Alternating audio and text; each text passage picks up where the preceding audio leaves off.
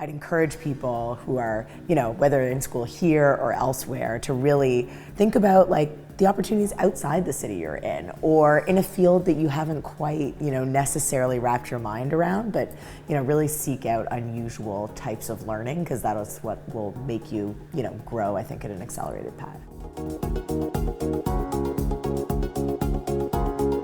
Just thinking about your post-MBA job as not necessarily your last job, but your next job. So what are you trying to learn? Where do you think you're going to learn it? And then just be honest with yourself. Are you learning the things you want to? Are you not? And then make the shifts that you need to make. I call it my MBA 2.0. A lot of people who are working in sort of the design, strategy, innovation space,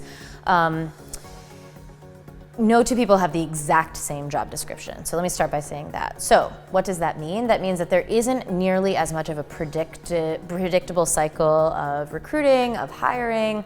The job description is not completely the same from job to job to job.